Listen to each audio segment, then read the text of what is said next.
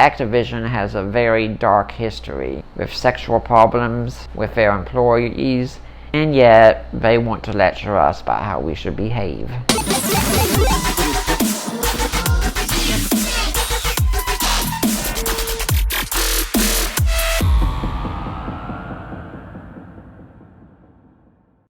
Hello everyone, I'm Nick Peters of Deeper Waters Apologetics, a gaming theologian, and I affirm the virgin birth. Back in April, Bud Light decided to do a promotion to work together with a certain individual who shall not be named, but we all know who they are. The response was immediate boycotts. Another, please.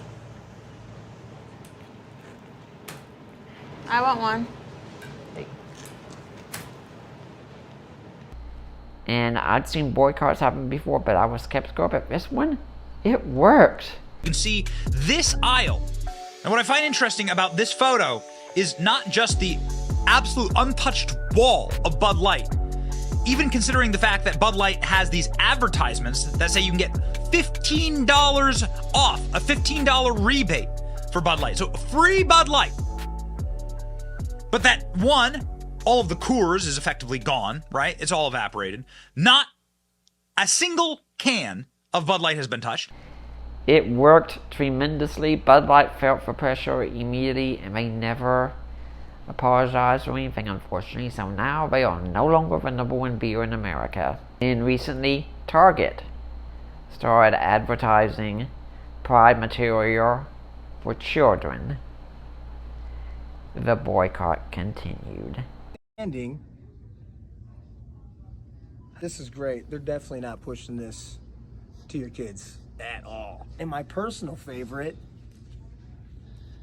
really want to make your presence known? It's not a phase, Dad. Also got coloring books. Hold on, let's... Giant Target lost $10 billion of market value in 10 days as customers push back on the company's Pride line. Where they found a new community to try and go into, the gaming community.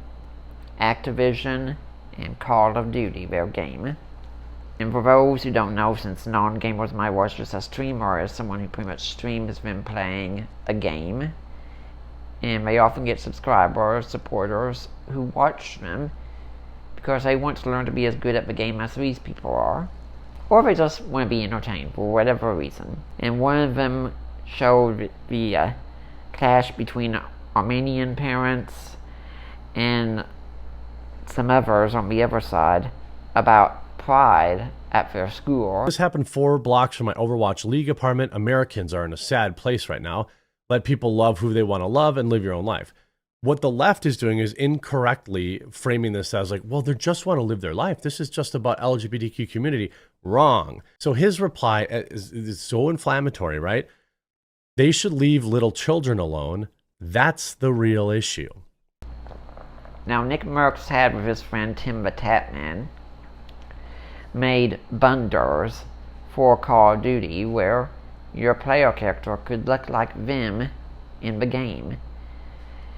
They are both prominent streamers in this area, but when Nickmercs said, "Leave the children alone," Call of Duty responded and said, "We are removing this bundle from the shop. We are celebrating Pride with our employees." Now, something interesting about this is Activision has a very dark history with sexual problems with their employees, including one got so bad that one lady killed herself over it. And yet, they want to lecture us about how we should behave. The backlash, again, was immediate.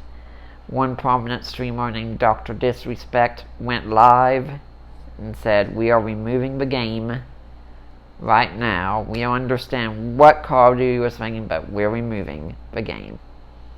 Tim the Tatman said, "Take my bundle down." So I'm not wanting my bundle to be up there if Nick's isn't up there. And several gaming streamers and video makers have made videos about this as far as I know, they're not conservative. Most of them might not even be Christians, but they are still saying unanimously, leave the children alone. I've even seen them talking about how Biden tweeted from the White House account about these are our children. Unfortunately, Elon Musk tweeted right back and said, no, you're the government. They're not your children. They're our children. And it could be that people had seen Pride Month going on for so long and they weren't exactly happy, but they were saying, live and let live. Okay. But then once they started coming for the children, that was a step too far. And we've seen it being pushed on children to have operations done that are irreversible, that can damage them for life.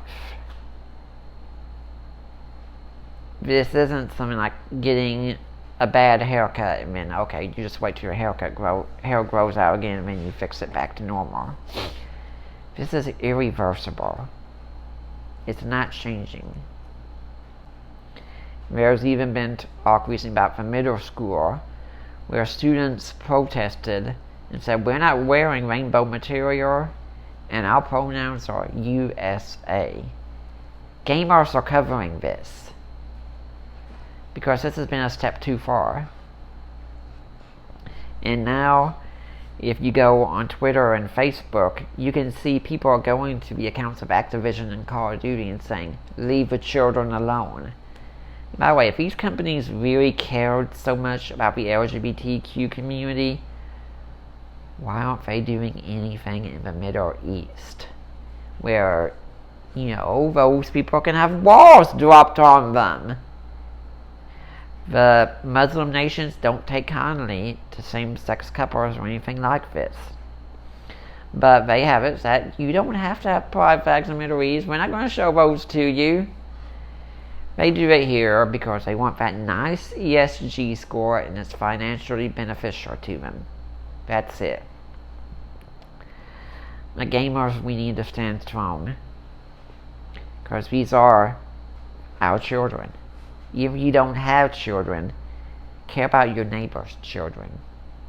Leave the children alone. Children are not meant to be pawns in this game. They're not meant to be tools to be used. And I'm quite enjoying seeing the backlash going on right now. Because too often we have stepped aside and said, yes, do what you want.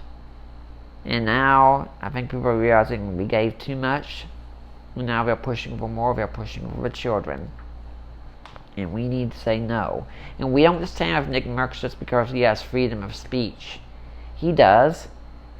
And Call of Duty has the freedom to respawn how they want, as does Activision.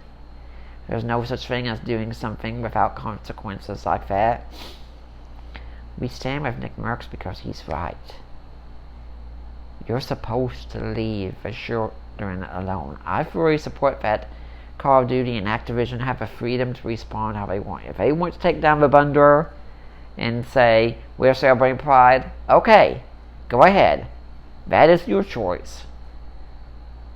But you also don't have freedom from consequences. And consequences are, we're not going to play your games.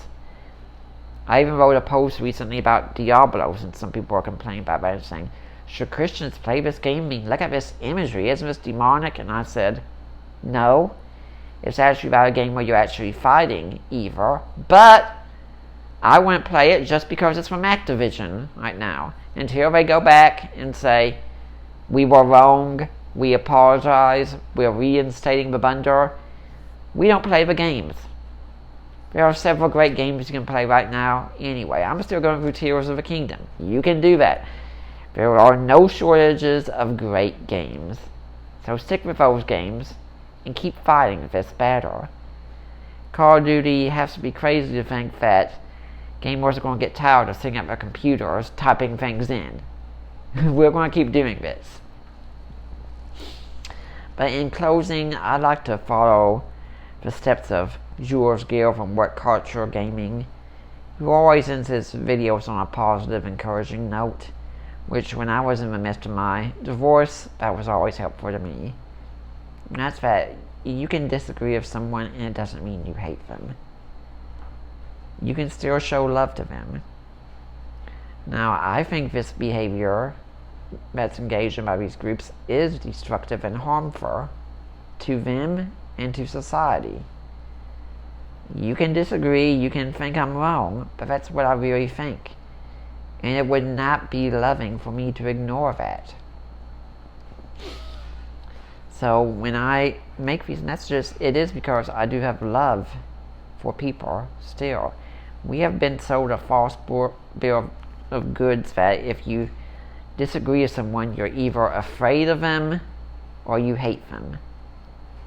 And that's just not so. That's why I don't pay attention to terms that end in phobic, most part, or claims of racism or anything like that. You need very good evidence to show it to me.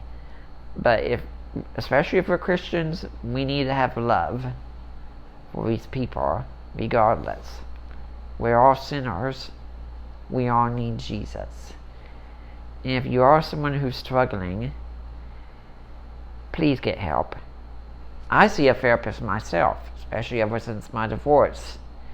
There's no shame in getting help. You matter. I'm Nick Peters, Deeper Waters Apologetics, the gaming theologian, and I affirm the virgin birth.